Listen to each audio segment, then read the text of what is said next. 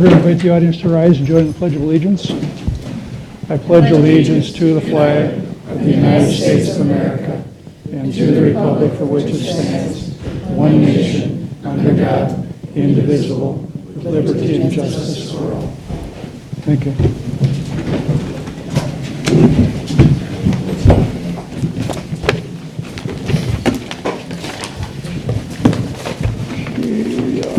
Start out with the agenda approval. Any additions or changes from staff? Mayor Council, 3 notes. One under 8A, Commission Representatives. Judy Strahler is here in lieu of Chad Robrand. Under 11A, the West Side Tire driveway request, I'd ask you to remove that from the agenda. I had a conversation with Sean and Lauren Luer this morning, and we think of some different ways to work it out, so I think it's time to wait on that.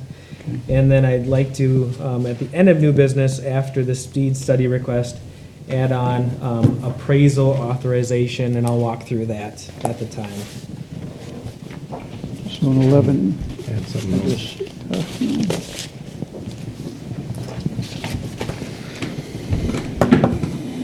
Any changes, additions, requests from council? No. Hearing none, I'll entertain a motion to approve the agenda as modified by staff. So moved. Second. Any discussion? All in favor, signify by saying aye. Aye. Aye. Okay, open forum. Is anyone here for open forum? Mayor, we have Greg Hoagland here for open forum. Mr. Hogan, go ahead.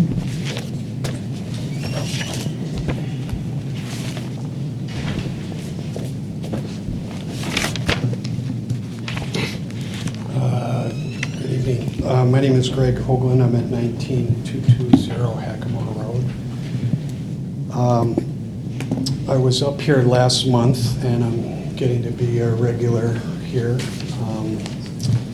And I think you guys are fairly well aware of why I'm here. I wrote you guys an email earlier this week, and for the 7th time in less than 1 year, with the rain last week, had significant soil erosion and mud flowing into my river pond and into my property from the Ravinia property. And it's not a pretty sight, given the fact that I have 7 acres and the fact that I've been up here countless times talking about this issue. And I think what I've talked to Brad, I've talked to the mayor, I've talked to Lennar this week, I've talked to the Minnesota Pollution Control Agency, and it's getting extremely old to come up here and waste my valuable time talking about an issue. I'm a 20-year resident of Corcoran. My wife has been up here many times, and we have done nothing wrong as a citizen here, other than we live next to Corcoran's first major development. As we came up here last year with the Planning Commission, many phases of approvals from Lennar, we were not allowed to speak, because at that time, the only way a citizen could come up here at Corcoran and address the council was at open forum. You could not talk during an agenda item like normal cities. That decision for Ravinia, I fully understand it's Corcoran's first major development. It's 450 homes, there's park fees, there's property tax fees, but it was rammed through without any acknowledgement or discussion of water. I sat through countless meetings where we would go into intricate details of gutters, siding, vinyl, everything, but rarely a mention about water. So I live with 40 acres sloping to my property. There's a 6-inch culvert that it all comes through. It doesn't take a genius to understand that if you move hundreds of thousands of square feet of dirt and 3,500 truckloads of dirt, you're going to have a lot of fun when it rains. And Last year, throughout the process, not with this mayor, the previous mayor, my wife and I were treated extremely rude. We were not allowed to talk. At one point, the cops were called on us in here because we spoke up. And again, I don't think we've done anything but sit here and take the treatment here. So I am happy to report, unlike last year, that Lennar is talking to us and trying to attempt to fix the situation. My sense is I'm going to live with a pond that is chocolate brown throughout the year again, by the time it's figured out and fixed. And when this initially was brought up last year by the council, I was told that rain falls down, and if it goes into your yard, it's your fault. The city had no responsibility. And Lennar took no responsibility for cleanup last year, and only really when the Minnesota Pollution Control Agency came out did things start happening. I sat here last month and suggested that the council consider and adopt a soil erosion policy similar to the city of Plymouth. It's not that hard. If I build move dirt in my yard, or I'm a developer, or I'm putting in a solar garden, if I move dirt and I'm responsible for soil erosion and my neighbor, the power of the city has the ability to stop work, fine them. You've got many things you could do as a council. I don't think you should ignore the longstanding neighbors in the process. So I passed that brochure out last time. I was even laughing this afternoon when it was raining, if just my luck, if it was going to be a large rain or what have you. But my sense is there's going to be more rain this year, and it's getting extremely old for us. I've written you guys, and I just again want to voice my concern that the city has some obligation to do something in this process, because it's getting extremely old. Thank you for listening. Thank you, sir. Just for the council's information and update, we've, to the best of my knowledge, and I believe it's true, the MPCA is involved. Everything they've asked Lennar to do, Lennar has done in a very timely manner, which is probably due, but they're doing that. The longer-term solution is to divert the water, to put an infrastructure change in the property there, which Lennar will be doing. We don't have a date nailed down. They've been informed if they aren't responsive to this problem, we will use all means at our disposal to either fine them or shut them down or do whatever. Those means are somewhat limited, but they've been very much informed of that, and I believe they're being responsive right now. So we'll do the best we can. That's what we're doing. So just anyway, no other open forums for this, but there will be some for the. And we have no presentations. Okay, on item 6, the consent agenda, 3 items on there. Is there any wish to pull any of the items from staff, from council? I had a question for item B. Would like to pull item B? Okay. Okay, the chair will entertain a motion to approve consent agenda item 6A and C presented. So moved. Second. Any discussion? All in favor, signify by saying aye. Aye. Approved. 6B. Just the only question was how many of the total, what did that represent for the petition? I don't know. Okay. I did not do the math. I know there are something, I'm going to say 80-ish properties in that kind of Larkin Willow stretch. I don't know. I'll have that information when we go to the July 20th work session. I'll have that ready for you. And just for people's edification or knowledge, this is it's a petition for the Willow Larkin paving project, and we're not ignoring it by putting it on the consent agenda. It will be pulled out when we get to the actual project and will be considered at that time. So there's just nothing to react to right now on it. That was my only question. I still accept it. I just wanted to know Yeah, that good information. If question. you could get us that information, I'd appreciate it. Will do. Okay, any further discussion on that item? Chair will entertain a motion to accept the petition as presented. So moved. I'll second. Favor signify by saying aye. Aye. Thank you. Okay, item 7A, claims is presented, the escrow claim fund 500. Chair will entertain a motion to approve the claim 500 as presented. Motion to approve. Second. Any discussion? All in favor signify by saying aye. Aye. Opposed? Thank you. All other financial claims, item 7B. Chair will entertain a motion to approve all other claims as presented. So moved. I'll second. Any discussion? All in favor signify by saying aye.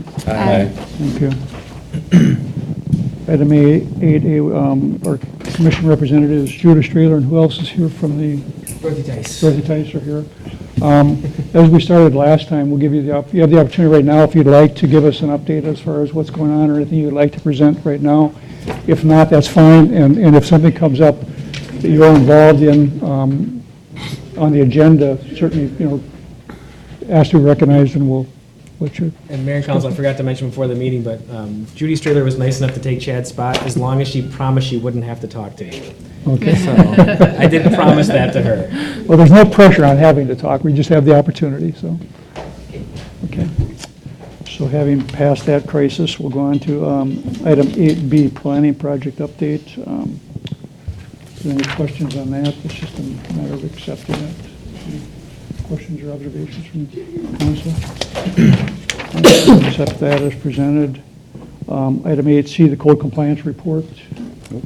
Yes, I know we've been trying to increase it a bit and kind of enforce some more things. I'm not seeing that grow, so I'm just kind of curious, the list, or if there's others on the list that we're just not getting exposed to. Sure, Mayor and Council, but these are cherry picked, the ones that are more high Okay. intensity. I don't know if we have a number on, well, actually on the top we have kind of overall where we've had for the year. Yeah, So that's the kind of overall, and we just highlight the ones that kind of are getting more attention. As you can see, we're getting a lot of court dates that are extended, and that's the part that's out of our control.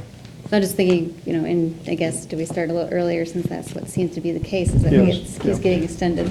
Yeah, that's the direction we received from the council. We're doing, we try to get there quicker versus later, because we found there, Yeah. even after we give 3 extensions, the court still gives 1 more.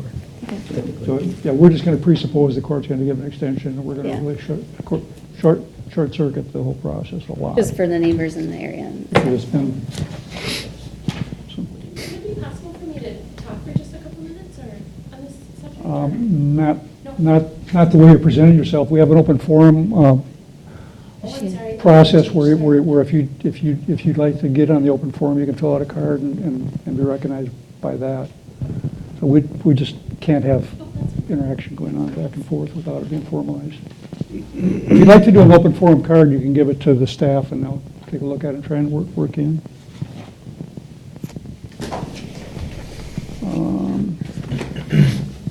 Okay, moving on to item 9A, which is the interim use permit for a community solar garden. Sure, you, Kendra Mr. has a bit to Mayor. say about that.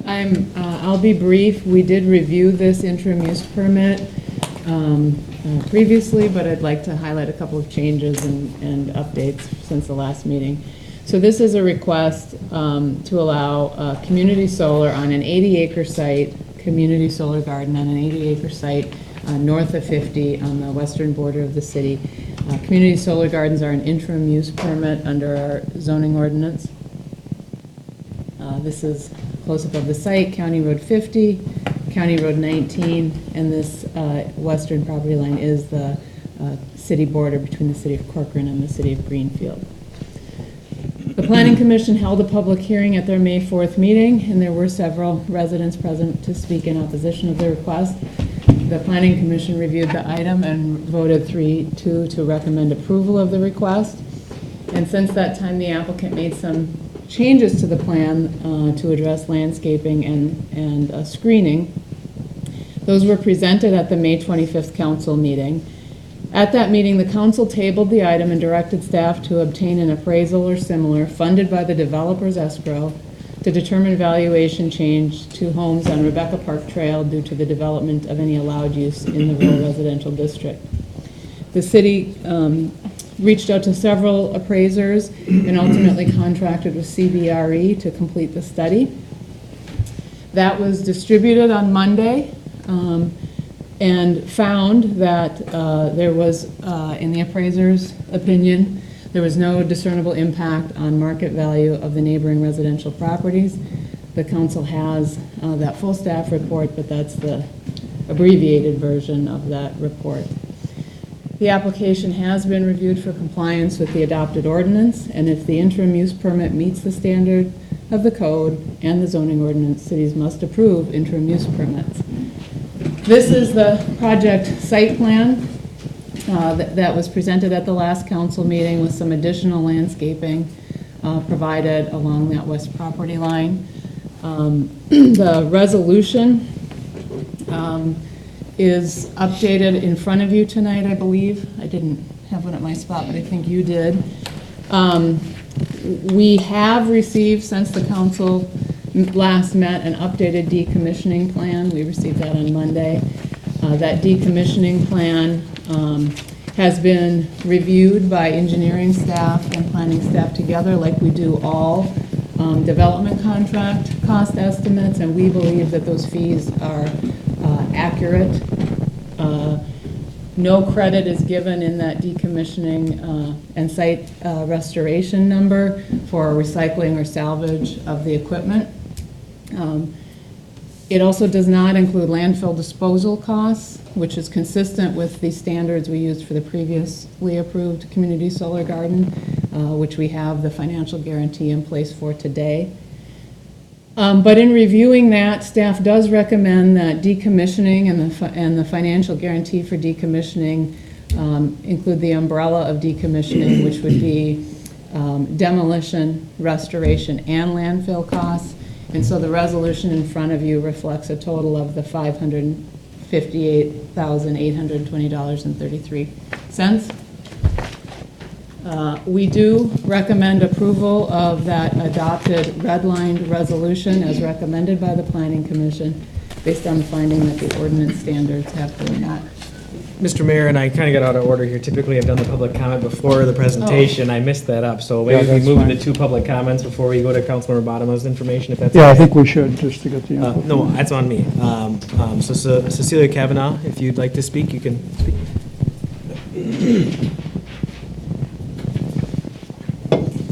I would like to say that we are owners of this property that is up for this solar garden. And it has been passed by the Corcoran City Council to allow solar gardens in the city of Corcoran. I know that to start a project of this, it takes a lot of energy, time, and money. And the Solar Garden Company has met those requirements, has spent a lot of time, money, and energy doing this. They have more than met those requirements at this time. And I also feel that it's very important that as citizens, we support clean, renewable energy, and this is that. And also, we own the property. We have the right to sell it for this, since the city of Corcoran has allowed for this to happen in the city. Thank you. Thank you. And we have one more, John Eliason.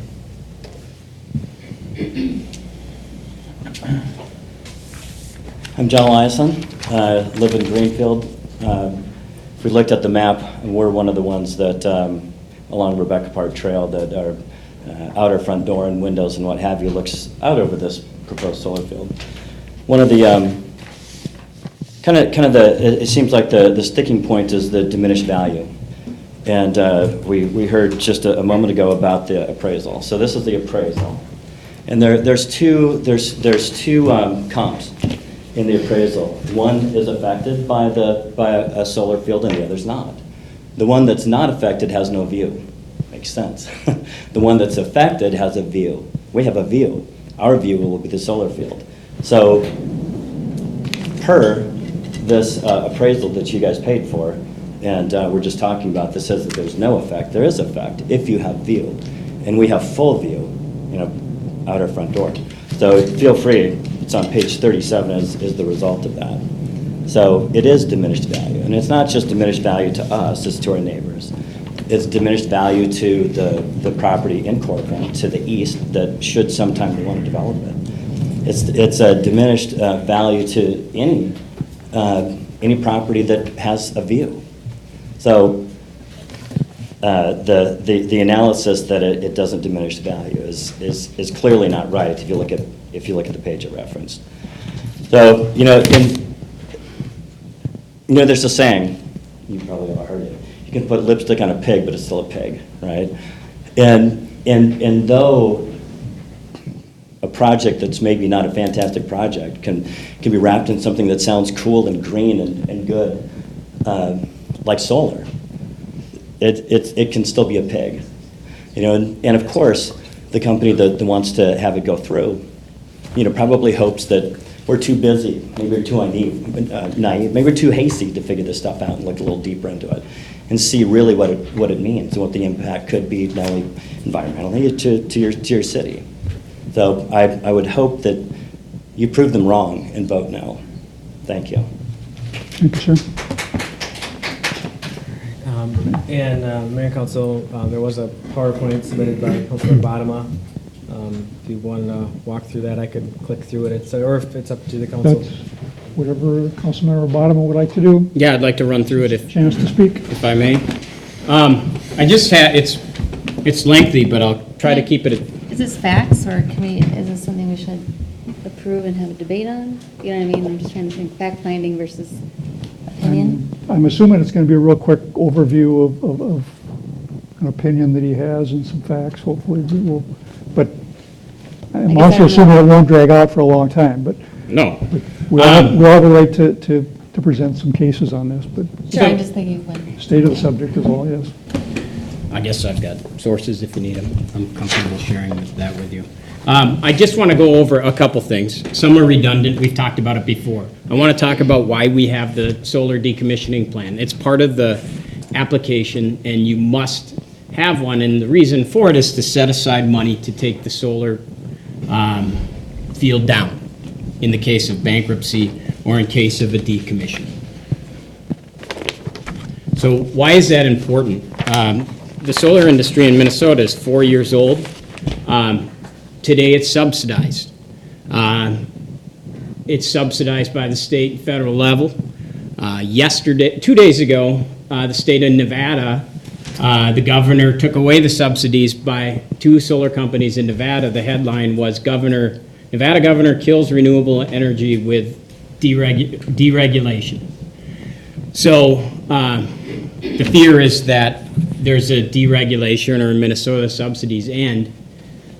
There have been bankruptcies in the solar industry. A month ago, the largest solar panel manufacturer in the United States went bankrupt. The political climate has changed in the last 3 years. We had a Democratic House and Senate. In Minnesota, we had a Democratic governor and a Democratic House and Senate. Today, we have Republicans in the House, Senate of both, and the president is Republican. We were told at the last presentation that the margins aren't high in the solar industry. And I would say that even This is a point, we're not betting on the success of this business.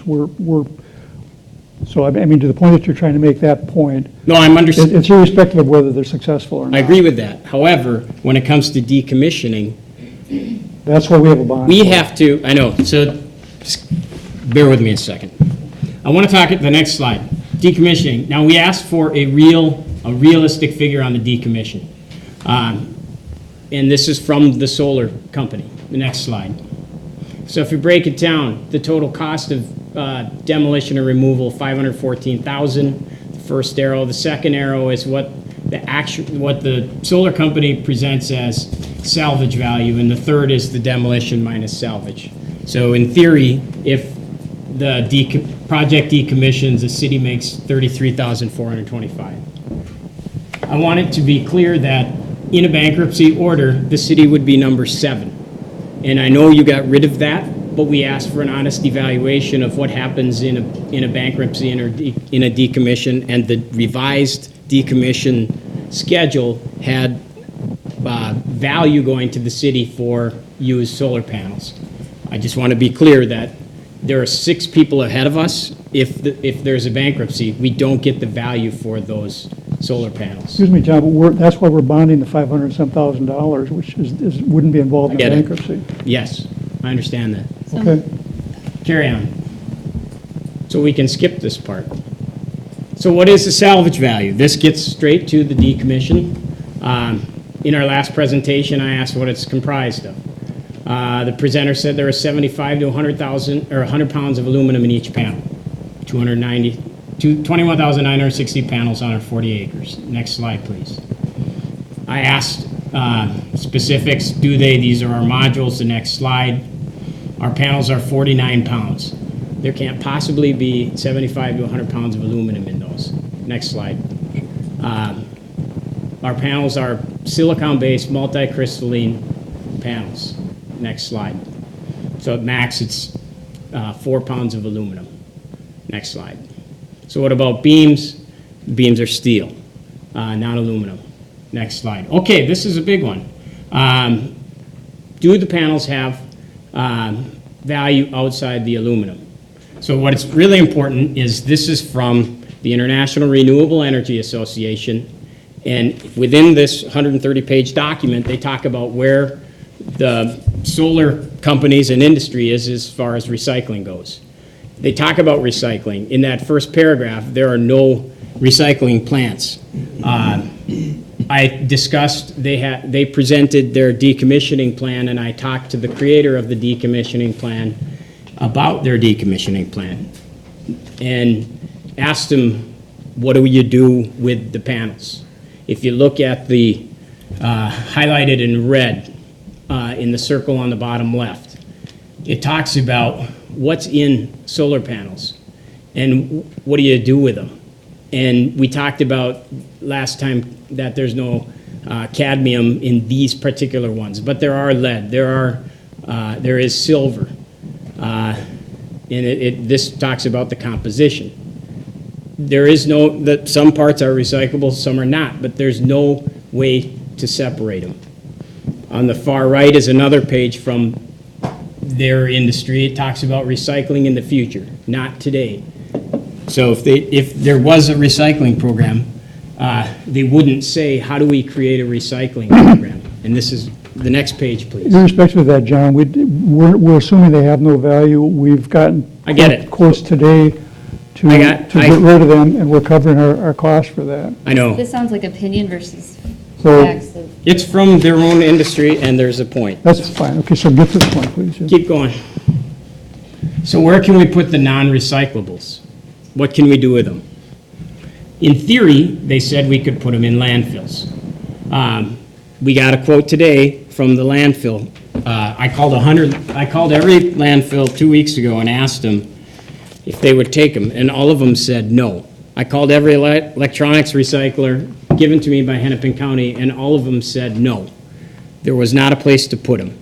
I talked today, we finally got the report from Vonco on how much we would pay to take them away. It was some odd number per ton. Mm-hmm. I talked to the authority on what you can do with decommissioned solar panels.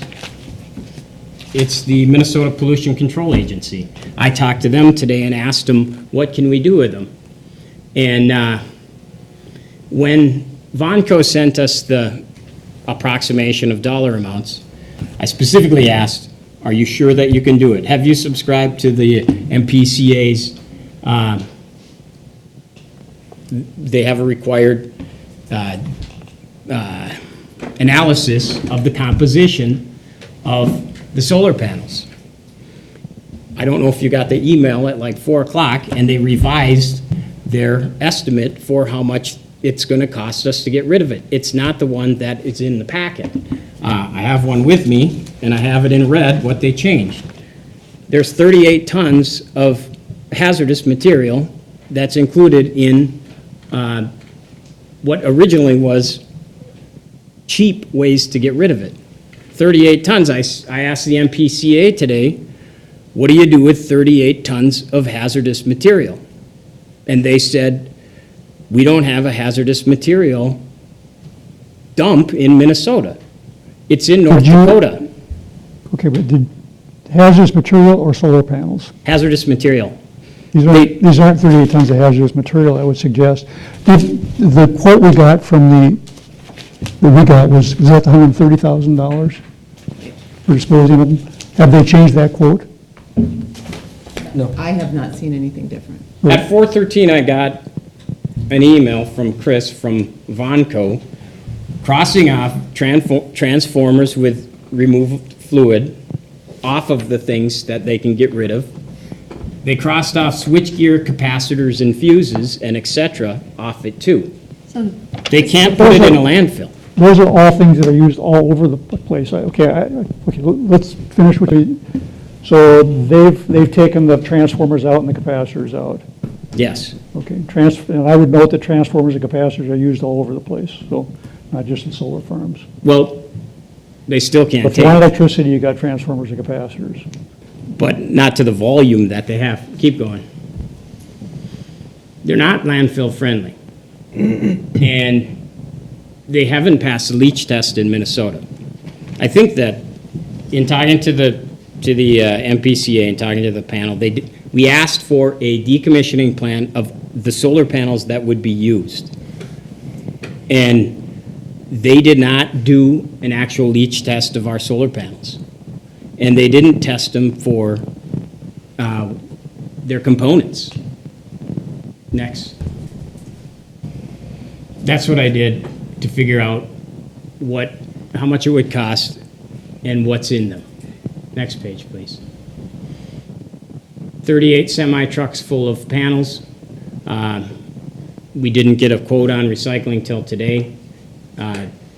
Next page, please.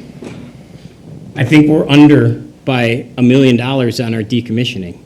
And I think it's, instead of 500,000, I think it's 1.5 million.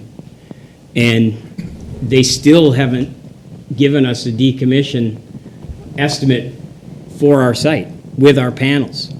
The person I talked to today, when he drew up the numbers, the consultant they used had never done a decommission plan. And he said it's new to him. And it's an oddball request. Next page, please. So the reality is the percentage chance of the solar farm going bankrupt is high. So we have to pay attention to what we do with these solar panels if the company goes bankrupt. The warranties on the equipment is way less than we have seen. I've heard 30, but I've never seen 30 in any materials we have. Next page, please.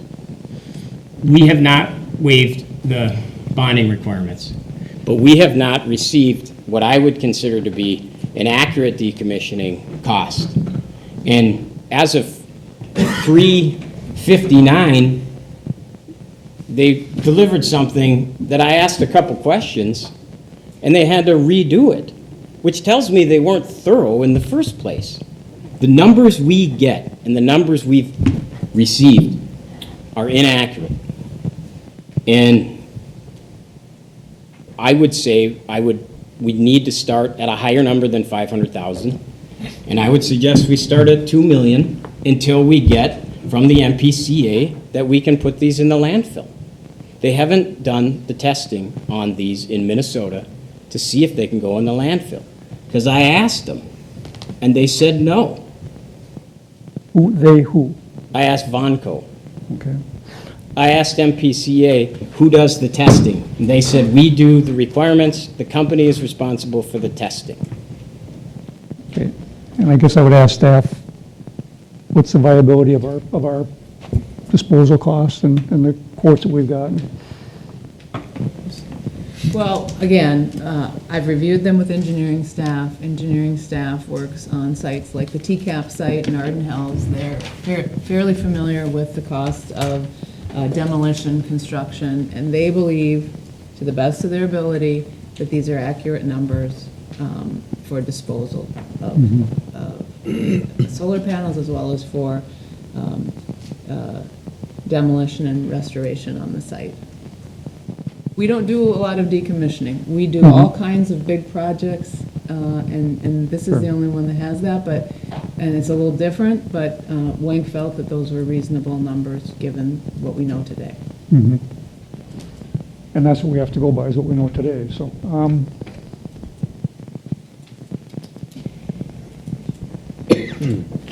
I mean, I'm looking at, we got a thoughtful and a considered opinion from our staff and the professionals, and we're getting some last-minute information here, which I have a hard time responding to. You know, I'm a bit frustrated as well, just because I know there's a process that we set in place, that the staff is what we use as our going between. When you start to question things, that's where we need to be using, so that that process and information can flow accordingly and timely to us to make some of these decisions. This has been on our agenda for a long time. So, I mean, I have to have some respect of a business operating and giving an RP and doing the right thing in a quote, and a company that's been going on for a long time in a business of their industry. I'm not going to pretend to be the expert of a decommissioning piece, and there's a lot of information on the internet that we can find to pros and cons to any of our opinions that we have. So I just feel like, you know, there's a process, and I hope we go that direction with it if anything comes down the road in other topics too. I don't like us going rogue on some things that we can kind of come together and make some information available to everybody. I don't think there's been enough study or data on decommissioning solar projects to. Well, make and an there expert. perhaps hasn't been and can't be, and I'm not sure that we can, you can. It's $1 million mistake. Well, I would ask, one thing is this, they own the land that this is being put on. They're going to own that. Is the land, is the land value underwriting the decommissioning of this as well? We're not factoring in the land value in anything here. Well, is there a way for us to have first place on decommissioning as far as in the order of bankruptcy? I would probably trust Councilor Rosbottom's view that we wouldn't be first in line, that I'm not an expert on bankruptcy. Yeah. But we have the cash in place. And Right, we have the $500,000, And that $550,000 in that cash. happens before bankruptcy. Yeah, and before claim. right, that's outside of bankruptcy, I get that. I mean, I'm having a hard time responding as Tanya is to, I'm hearing to a last minute, oh gosh, we're throwing these other things in, especially when they're talking about transformers and capacitors. 'Cause transformers and capacitors aren't new technology. They've been around for hundreds of years, or 100 years, and there is ways to dispose of those. There is a disposal process for that. That's not new technology. It's been around a long, long time. They told me that we'd have to bring it to North Dakota. Possibly, so we bring it to North Dakota. Well, I don't know how much it costs to So deposit that's- hazardous waste. The fact that they've highlighted just the transformers and capacitors just doesn't sway anything for me. I'm not concerned with that, because that's not new technology. And the fact that there's some lead and silver in the solar panels, that's not a leaching contaminant. It's just not going to leach into the soil. It's a stable one. Lead Wait, and that silver, is a leaching lead and, component. lead and silver are used in a lot of different things, and they're pretty stable. So, Well, Mr. Mayor, to point out, I mean, that was kind of why we went to the full letter of credit rather than a partial or other things, because Exactly. we felt that that was our buffer in covering the costs. and I believe of all the other solar farms that are out there, and the policies that other people have, we're on the conservative side as far as the requirement for the bond. We've had the request to lower that, and we've stuck to our grounds and saying no, so I feel confident in that as well. Are we commenting on the other things as well here? Pardon? At this point, are we commenting on the whole I think project or just this I think aspect of it? we've talked about that. I guess we each got our opinions, so let's move on to another. Well, first of all, I want to thank you, John, for doing what you did. I think our job is to protect this city, and I think you did what you needed to do to feel that you've got the information that you need to do. You're doing your job. So I thank you for doing that. I don't know that it'll sway much in this case, but I think it's important information for us as a staff to hear and as a council to hear. I think our job has been pretty clear for us here in that this ordinance was approved before we got here, at least two of us. So our job was simply see if it met the ordinance requirements. So we've got a new appraisal, and that appraisal was pretty clear with what it stated, and that stated that there would be no impact to the value of the properties that are going to be in there. That can be debated, of course, but we have to go on the data that we've been given, and so we're left with either deciding or not. And at this time, the way I see it is this company has met all the requirements that's been required of them. So that's where I'm standing. I would agree. Is it possible to make a motion and see where we go from You there? can always make a motion. I guess I'd like to make a motion to approve as written, the motion that we see in front of us, the revised. Do I need to say anything else, 17-007? Is there a second to the motion? Say that again, just so I can hear it more clearly, the revised Sorry. resolution. The revised resolution that we have in front of us, 9A, revised with the handwriting on top, 17-007. I will No, second that. 17-22. Just a minute. 17-22, like on the screen there. Oh, sorry, yes, So I have it on there. No, that was the ordinance. 17-22. I will second that motion. Okay, one of the clarifications I'd like is my understanding is done the landscaping that we've directed staff and the applicant that their landscaping person will go with the owners of the houses around there and take into account their desires on the landscaping within reason. I mean, obviously, they're not going to. Well, with the landscaping plan does need to be revised, and maybe I'll just highlight this just to clarify that point. Yeah. And one of the things was that staff will walk the site with the applicant to identify mature trees to be preserved on the western boundary. And we did say that landowners can join us on that walk. Correct, yeah, that's my understanding, yeah. So I guess I would encourage the property owners along there to get involved in that process, to try and mitigate the issue as much as they can. I'd just like to make a point too on one of the comments in the public forum on, the residents of Corcoran, and I think we can do a better job of probably reaching out to surrounding communities on certain subjects. Obviously, that's a learning lesson in some of this, but I think we've done a decent job of trying to tell the residents of Corcoran what's going on with the solar energy that we've been doing and the ordinances that we've been writing. So it's been communicated. We had public thought, and we had even a panelist of top individuals of the state of Minnesota attend, and it is unfortunate that the two council members were not there and weren't part of that conversation. We had that. So, but I think you guys have done a great job in trying to get the information, and it's been a lot to learn in a short period of time. So. Any further discussion? Yep, so we also talked about barbed wire being removed. So I wanted to check with the applicant and see if that has been done. Okay? Yeah, the barbed wire was Put a into state the- requirement, was that? Probably want to modify the resolution Yeah. because we did not, we did talk about that, you're right, but we didn't make a motion or anything, so that is not in here. So I think we could add that on the item number 9.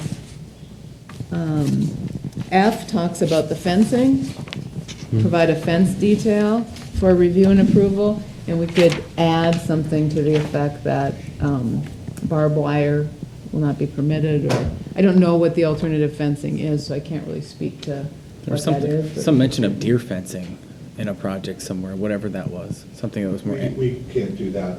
It'll be the cyclone fence, Okay. 6-foot-high cyclone fence, no barbed wire. Fair enough.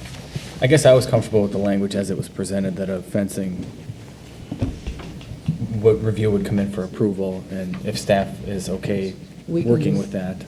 Know that, they've said on the Yeah, record they won't, yeah. they will have a 6-foot fence with no barbed wire, and we can just Yeah. make sure that's And what I mean, comes in. I can't believe anybody wanted barbed wire there, including the applicant, so razor wire. No change then. other than, It's up to you. Either way, we can modify the resolution, or we certainly, the applicant and staff certainly heard that. I'd like to modify it just so that it's clear.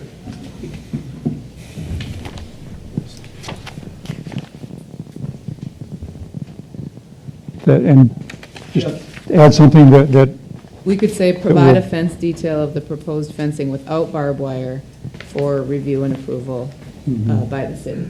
Are you comfortable with that? So Councilmembers LaFave and Keith, are you okay amending your motion to reflect that?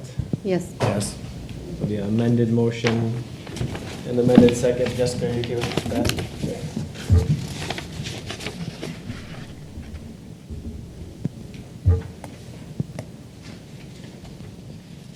So we have a friendly amendment that's been accepted to the motion. Any further discussion? Hearing none, all in favor of the motion as amended, signify by saying aye. Aye. Opposed? Nay. Okay.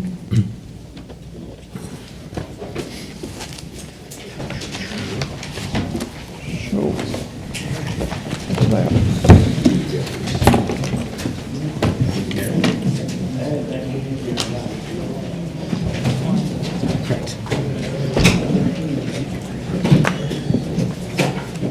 Obviously, we can take a short little break here, a few minutes.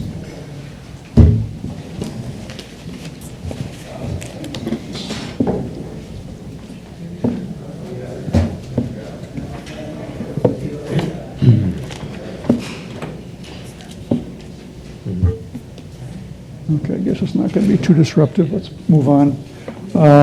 Okay, let's go to item 9B, comprehensive plan amendment, rezoning, preliminary plat. Maybe we could.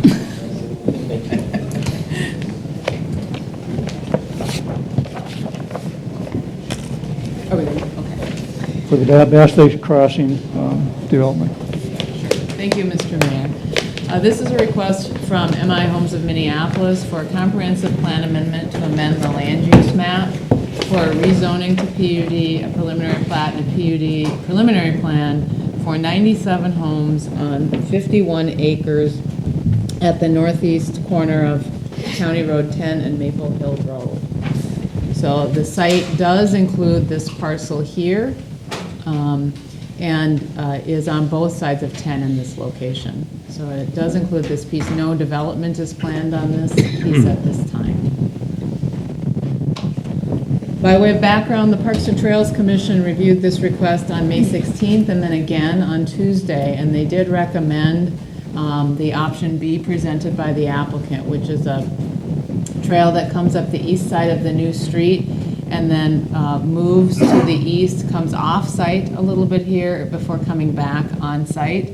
And we've included a condition that says they need to provide details about how that construction would be timed, whether they get easements from the adjacent landowner, whether they construct part of it now and close the gap in the future. But that was the Planning Commission's recommendation after reviewing both of the options that were in your packet on Tuesday. The Planning Commission held a public hearing, well, that's not the right date, at their June meeting. There was no one present to speak on the item, and they voted unanimously to recommend approval. And as noted in the staff report, we did have a somewhat lengthy discussion about the street design. There's two different standards that the city has right now. We have a 60-foot right-of-way with a sidewalk on one side of the street, which is in our design guide, or which is in our engineering design standards. And then our new Southeast District standards say streets should be narrowed to 50 feet with sidewalks on both sides of the street. Both street sections are 28-foot wide streets, which is typical with what we see. And the commission recommended keeping the 60-foot street width, or right-of-way width, excuse me, and only require a sidewalk on one side.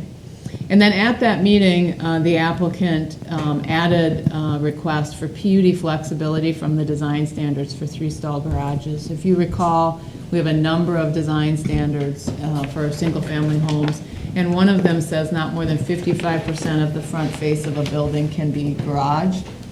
And they comply with that for most buildings, but for the units that have 3-stall garages, which are those on the 60-foot wide lots, they do not comply, and they've asked for PUD flexibility, and I'll talk a little bit more about that. So this is a concept plan for their property, and you can see it shows this trail. It shows the trail on their property and then swinging off of their property into the Schomer property and then back onto their property with a couple of lookout points. The 97 lots are here. There's a new public access on County Road 10, which does align with potential development to the south.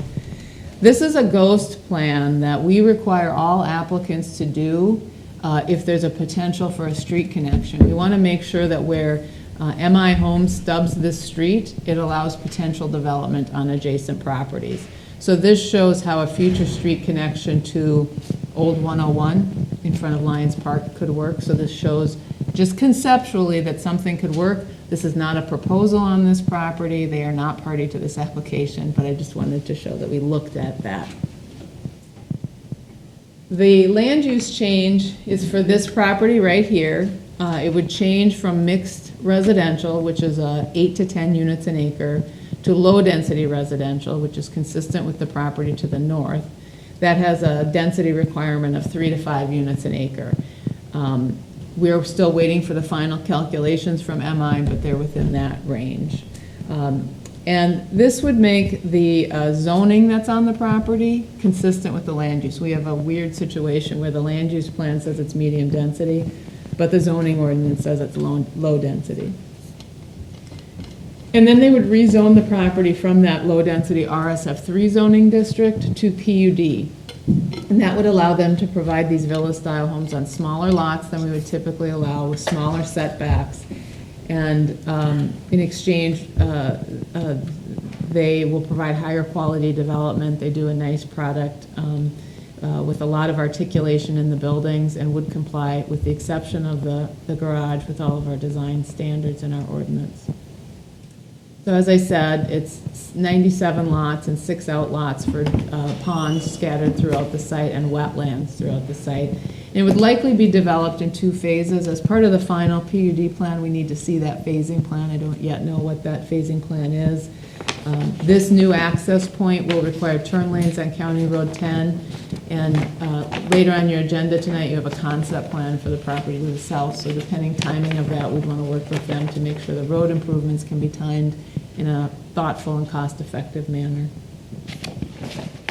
This is a new product for Corcoran. It is HOA, with the HOA maintaining the lawns, not the structures, but the lawns, more than mowing the grass, but mowing the grass and plowing snow in the driveway.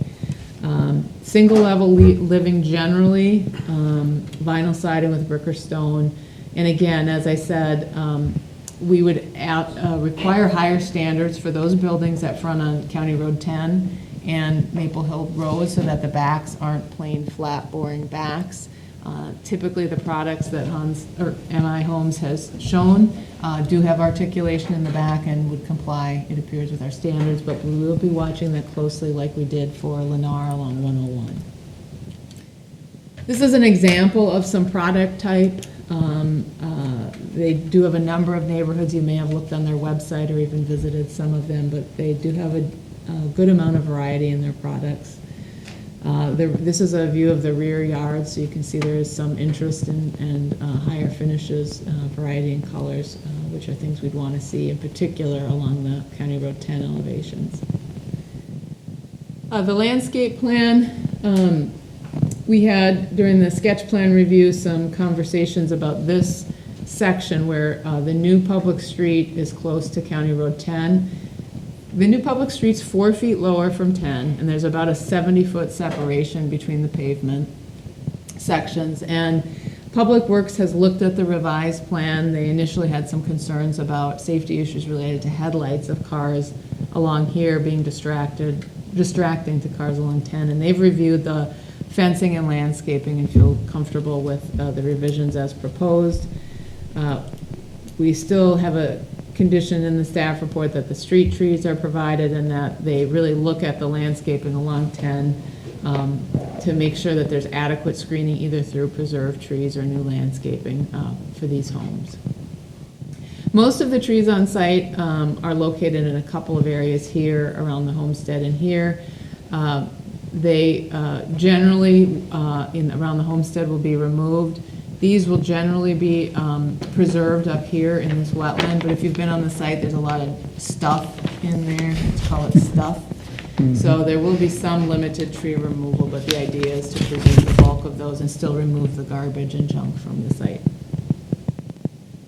As I said, there's new turn lanes being provided on County Road 10. We have had conversations with the county. We did not get a formal response to this plat, although we did send it to them. But in advance of sending it, City Administrator Martins met with them, and the applicant talked about it. I think we'll continue to talk about it, but we've provided an additional amount of right-of-way, so we have a 60-foot half right-of-way. There is a secondary access on Maple Hill Road that won't be the primary access, but it will be access to the site, and then new streets internal to the site that are stubbed to the north and east for future development. Again, we do have a conflict in our ordinance, but the commission recommends approval of the streets as shown with that slightly larger right-of-way. Park dedication, we talked about the sidewalks on one side of the street. There's also a planned on-road trail on County Road 10. Typically, those get constructed as part of the county road project in the future. The comp plan does show an off-road trail on the east, which we talked about. That'll need to get finalized before they come back with their final PUD plan. And so we expect that at the end of the day, park dedication will be a combination of cash and that trail section. These were the two options. We hope they can get the off-road trail to work, because the other option is to have a trail along this new public street, which I don't think the Planning Commission or staff is very excited about a trail just running on the street. We'd much rather have it wrap around the wetland where we can have a couple of overlooks. So we're going to work hard with them to make that happen. With that, Mr. Mayor, we do recommend approval of the items as recommended by the Planning Commission. There are 4 resolutions and an ordinance. The comp plan amendment resolution does require a 4/5 vote of the council. The rest are a simple majority. I'm happy to answer questions, and the applicant is here as well. I have one quick question. Just maybe give us a little bit of a flavor for the 60-foot versus 50-foot right away for the neighborhood streets, and why we did 50-foot in the southeast district. I think the primary reason we went to 50 feet is we're seeing more and more of that in the development community. It's additional right-of-way that we're not using when we're doing the standard 28-foot wide street. So it's additional right-of-way that therefore can't be developed and used. So in Ravinia, for example, we have a 50-foot right-of-way with 28-foot wide streets. And I think when we looked at industry standards when we did the Southeast District, that's what we were seeing. We, in the Southeast District, said sidewalks on both sides, because that's really kind of our more urban walkable part of Corcoran. But the commission felt that for this being as far from downtown as it is, that it was important to have sidewalks, but probably not as important to have them on both sides. And from a planning person's perspective, you prefer the 60-foot or the 50-foot? And the two sidewalks or the one sidewalk? You know, I think from staff perspective, we're comfortable with either. I think the development patterns that we see today for public infrastructure don't necessarily require that additional right-of-way. So I think from a city perspective, we said we feel like it's appropriate to let the landowner develop that as taxable property. But we don't feel strongly either way, and that's why we showed both options. Yeah. And a little bit where I'm digging into it is, this is one development, but I think we need to come down on more of a philosophical approach to what we want to be doing. And in this area, although it's a ways from the downtown, it's not terribly far, and it's not that far from the trailer park, the mobile home park, and all the things that go with that. So there's going to be potentially some traffic. There will be trails there. The narrower streets, I'm assuming, slow traffic down a little bit. And I would think the developer, the applicant, would prefer the narrower street than the wider street. But maybe not. You know, we've seen most developers at the planning commission, they had a plat put together, and this particular developer said we prefer the 60-foot wide street. Right-of-way. Right-of-way, I'm sorry, yes, right-of-way. It doesn't change their street design. It's still a 28-foot wide street, which is what we typically require. Yeah, I think you're right. It is a very appropriate conversation for the council to be having as a policy decision, because we will have to bring them into compliance. We want to be clear about which of those two standards applies. I guess I'd like to jump in a little bit. Did the developer give any indication as to why they prefer the 60-foot wide? I don't recall that they did. They are here. Feel They free to certainly answer. could. We could let them address it. I'm for going us. somewhere with this, but it's my own personal experiences. Okay. Thank you, Mr. Mayor, members of the council, John Rask with MI Homes. Yeah, when it came up at the planning commission, really the discussion is what's the appropriate width. We're going to have a sidewalk on one side.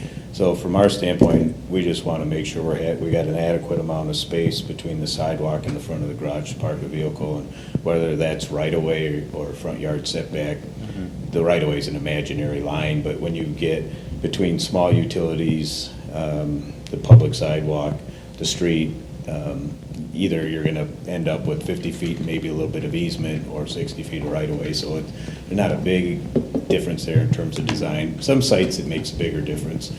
You know, if I was here on another site, I may argue the other way, but on this site, that was the reasoning. So one more question with regard to that. Do you see that the people living in these homes are going to be active, walking in the evenings, taking their dogs out, the kids are riding bikes? Who do you see in these homes? Yeah, it's age targeted in terms of its design. It's not age restricted, so we're going to see pretty much 55 plus in this neighborhood. They do like trails. They are active. This isn't a retirement community, if you will, so trails and sidewalks are a big deal. We had a discussion about sidewalks at the planning commission. We've done these neighborhoods with sidewalks on both sides, sidewalks on one side, no sidewalks. We do find buyers that don't like the sidewalks, even though the association maintains them. They will plow the snow, so they don't have to get out there and shovel. But some of them just prefer the green open space in their front yard and not having people walk there. Others like the sidewalk. So I actually felt it was a pretty good compromise to do the one side, because it gives us a variety of lots. People don't like the sidewalk, they can go to the other side of the street, vice versa. So it's kind of it's a tough one to figure out at times. Thank you. Yep. So, Mr. Mayor, my comments are, with this particular layout, a single-sided sidewalk is not a large issue, but as you start to get into cul-de-sacs and things, when you have a sidewalk that basically dead ends at the end, it kind of creates this conundrum of, well, that's fine, the sidewalk just went there, but why do you even go down to that cul-de-sac on the sidewalk then if it goes to nowhere? And I lived in a neighborhood where my driveway was the end of the sidewalk, so everyone inherently goes down and then down your driveway and out the road anyways. So it's kind of, you know, the global question, are we going to support one or two as we look forward? But to be honest with you, if it's not a big deal to the developer, I think that I would rather see two. But honestly, it didn't really matter. People walked all over, they were connected to trails, and single-sided was just fine mostly, in my experience. Yeah, I don't have strong feelings about it. I just think whatever we do here, I think we should be looking at doing it more consistently than not. So, I was at the planning, or the Parks and Trails Commission when we first saw the proposal, and, you know, my thought is, I live in neighborhoods where I see and nobody's using the sidewalk and they're using the road, and so how do you make it more of a trail versus a sidewalk that people might bike on or walk on? And that was when we were trying to figure out how to work with a trail in there as well, and, you know, you obviously did a good job trying to make that work around, but I'm just thinking, you know, it doesn't have to be a sidewalk, can it be a trail going through that as well? And I don't know if there was any discussion on Tuesday night about that. It was wider, I think. Was that? The trail yeah. is wider than a sidewalk. Yes, That it's was a little the wider, issue. right? So I was assuming that that might be more used from a biker perspective or a walker perspective, but it looks like a trail versus a paved trail versus a sidewalk with the bumps of the cement. And they get uneven over time and more upkeep, so, I don't know, that was just a thought process in it, but that was just my, bringing out there that was a discussion. So. I guess why don't we just, get this put to bed. I guess let's go down, favors, I guess start at the end, Mike, two sidewalks or one sidewalk? In this, And I'm gonna give knowing that Mike- it's going to be I would say two overarching sides. policy for, two sides, because as we look at cul-de-sacs, I think that it just adds uniformity. Well, just to jump in, there are no proposed cul-de-sacs on this. I realize Okay, it's just make sure, buildable. yep. That's why I could say single on this one, it's totally fine, but we're talking big picture. Yeah, in big picture, I think, well, in this one in particular, because we're saying it's far from the downtown, but right across Maple Hill Road, essentially from that point all the way to 116 is slated for development. and Exactly, As the and- downtown. and- So and people we'll- would be walking, and will be very much set up for walking and access for right. to the downtown, so. So that's what would tip me over in the favor of two. Not that you can't walk across the street. But I guess you're asking for a preference, so. Yeah, it's purely preference, but it has, I don't care at all. yeah, Developer can make that call. sure. But I think we want, in my opinion, we want consistency over whatever we do is the only. I get that, but Yeah, hopefully there develops a consensus. I think most neighborhoods have them on both. It's a pretty good argument to have them make that call on this one. Connie, preference? I'd say two, just, yeah, You what? two. Two, yeah. I'd say let's go with two in my, consensus, we'll just go with two. Sidewalks on both sides. In this project, and then moving And forward as. then that's the intent going forward as well. kind of. So, I have several Just- other concerns too about it, so if we get to that. Not about this sidewalk in particular. Oh, we're not done. Okay, good. Okay, I just I want know to get off when the we're side, I done, just so want to get off the I just want to sidewalk. throw that out, because I I don't. want to get off the sidewalk issue, so we'll put that to bed. Is the Okay. sidewalk then is that a new code, or is that just specific for this one, I and think we're it's probably just- gonna change the code, or is it? I don't know if it's code, it's just we redirect it. I mean, the Southeast District is set up for that, so Right. we're just being consistent with that. Yep. Yeah.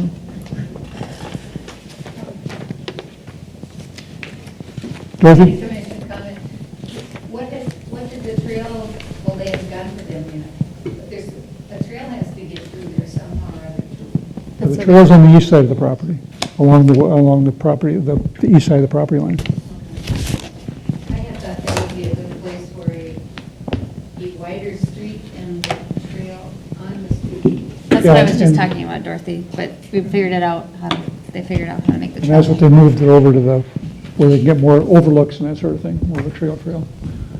Okay, next subject. We had a few others, if you wanted me to go, or did you want? Sure. No, go ahead. So if you could bring up the map again, Brad? This one good enough? Yeah, that's fine.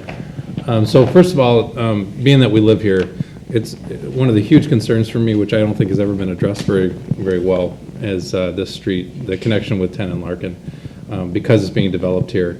This is going to add a lot more traffic to that corner. We've already had multiple fatalities at this corner. This is only going to increase that. And when you have a turning lane here, it's going to push people out into the road more, closer to that turn, which is the big issue. People are always wondering, are people going to go across or they're going to not go across? And people are just shooting right across that thing. This is a huge issue for us, and I'm really concerned that with the addition of these individuals and this not being addressed, like we're doing right here in 10 and 50, which makes sense to do. If we did something similar here, that would alleviate that. And since it has to be reworked to some degree anyway, I would really like to see that addressed at this point. Even though it's going to be reworked, if we decide to do a Larkin, if we decide to make that the main thoroughfare, for the lives that are going to be saved, hello folks, we're talking about money here. What's the difference? Who cares? It's just, in the grand scope of things, now's the time to address that. So that's one thing. Second thing is there is slated a trail along the county road as well. So I want to make sure that that is also should be addressed at this point. If you're developing all of this space, why not put in that section of the trail at this point? And I know, Brad, you can address that because you've done a little bit of work after the Parks and Trails meeting, but that is something that I wanted to bring up as well as a significant issue. When you've got all of these members as well as the Maple Hill, as well as across Maple Hill Road will be all development. Eventually, people are going to be wanting to bike along 10 to either get to Corcoran Crossroads and the downtown, or they're going to be going to Hy-Vee to get a job and those types of things. And right now, it is really, really dangerous. So this would be a huge time to do that. So that's my second issue. And then the third is, and I was wondering, Kendra, if you could address this, would be, it seems like there's an awful lot of lots here that are smaller than 50 foot wide, and the setbacks between homes, what is the current standard for that, and why are these so small? So as part of the applicant's request, they requested 50-foot wide lots. And we noted at the planning commission meeting that some of the lots were not. And in talking with the applicant afterwards, they were measuring their 50-foot at the setback line, which is a pretty standard method of doing that, but that's not how we do it. We measure lot width at the front lot line. So they will end up revising these and probably eliminating some of the 60-foot lots to make sure all of the lots are a minimum of 50-foot wide. Okay. Which is less than the RSF3 district standard, which I had in the table. Typically in the RSF3 district, we have a 65-foot lot width and a 7,500 square foot minimum lot size, and this has a 6,500 square foot minimum lot size. So they've asked for PUD flexibility for both lot width and lot size. They've also asked for a 5-foot side yard setback, which is similar to what we have in Lennar, but does require some flexibility from the code requirement, which, as written, requires 15 feet between buildings. We would have 10.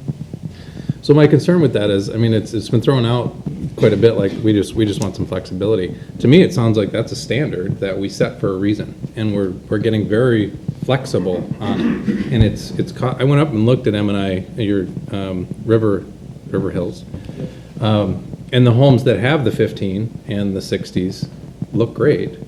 The homes that are really tight, they feel really tight.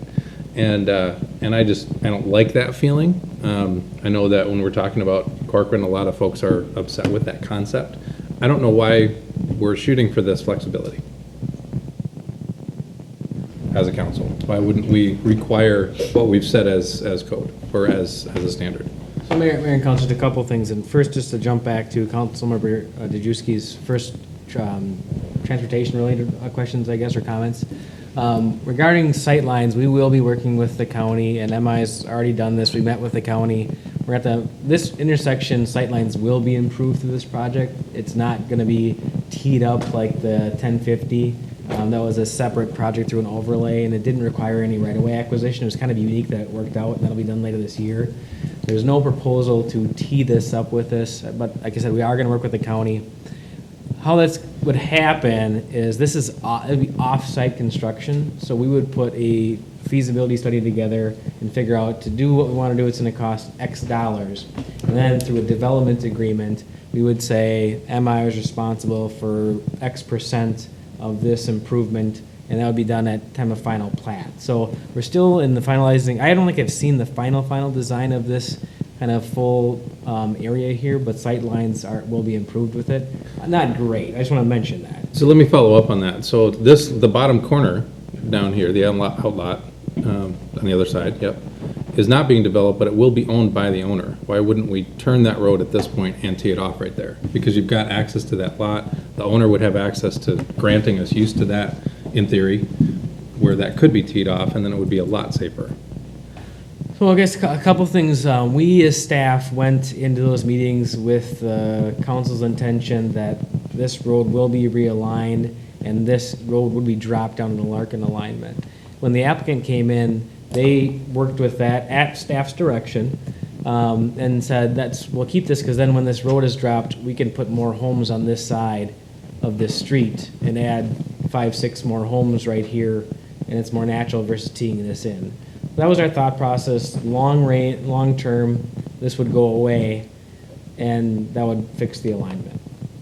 And I want to interject there. I'm very, very strongly a proponent of getting that road straightened out sooner rather than later. As I've said before, we've been trying for 3.5 or almost 4 months now to get a meeting with anybody at Hennepin County to talk about it. And I'm going to be a strong proponent to get that done somehow or other, because it's very strategic to our downtown plan. So I think to hold this project up to that, I wouldn't be supportive of that. But I'm hearing Brad say that they will be looking at those sightlines to address your issue, which is very, certainly a significant issue. Regarding the second issue on the county road, that's something that Councilmember Dejewski brought up at the Parks and Trails Commission on Tuesday, and it's rightfully so. We've had, Ravini's moving forward on 101, and there's trails to the south. We got to start getting the county road trails in. So we're working on setting up a meeting with Bob Byers and their PED coordinator to look at how we get those moving forward in Corcoran. So I will be moving that forward as well. To the side yard setback discussion. When this came in, we as a staff took a step back and said, all right, we moved to 10, 5 and 5. We do have to be intentional and set a standard versus just having willy-nilly on this. We did a thorough review, and we as staff landed at 5 and 5 is acceptable. We can live with that. Nothing less than that. We're not comfortable with anything less than that, but we as staff came to, we can live with 5 and 5 as long as the air conditioning units are offset so they're not put together. So we did come to, this is the number we can live with, and it was an intentional discussion, so that's where we landed. So just, that's why we're here. But I think when we did have this proposal in front of us, I know I had said I wanted 10. And so, I don't know. I know I verbalized that, and I also verbalized getting rid of lots 1 and 2 because it's a very entry point into Corcoran, and I'm hearing everybody wants it to be rural. I want to see some space. I don't want to see the land, road, and the edge of a back of a house right there and beginning into Corcoran. So I had asked for that. So I'm a little frustrated because I feel like what we're asking for isn't really up here. I know I'm only one person, but I remember making it very clear. So. And the Councilmember LaFay's point, we worked really hard with the applicant for landscaping. You can kind of see the additional landscaping there. I don't know it's not called out what those are, I guess, so I don't know what that would be. Yeah, and the way to keep the look that we're looking for is we've set that up in our standards. It's a 100-foot setback, which can be mitigated by landscaping, and that's how it's being addressed in a standard way, so that we aren't arbitrary about it. And I'm assuming that's being addressed in this design. I don't think it's quite 100 though, right, Kendra? It is not, and there's a condition, I was just looking for which number it is. So they're asking for the PUD, it's not PUD flexibility, the landscaping flexibility that you mentioned. So you add more trees in there, and you can be at a 60-foot setback from the right-of-way to the home.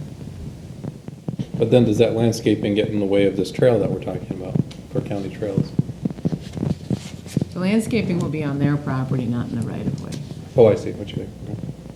Although, to be fair, there are some existing trees that we think they should save that's in the right-of-way and can be until road improvements are made, at least. Regarding the housing setbacks, that's up for the council, obviously. That's something that the applicant has said that they need for this product to work, but that's for the council to decide. And I think one of the things with the setbacks between houses, I think a big issue there is we need, one of our challenges is going to be getting high enough densities to meet the Met Council's requirements, and the 5 and 5 is one of the ways to help do that. So, and also although I'd have a hard time wanting a house that close to another one, I live on 40 acres right now. I don't have a house within a quarter of a mile of my house. So, I don't know, my opinion or prevalent out there, and obviously a lot of people want these houses, so I'm not How sure. much does it decrease the price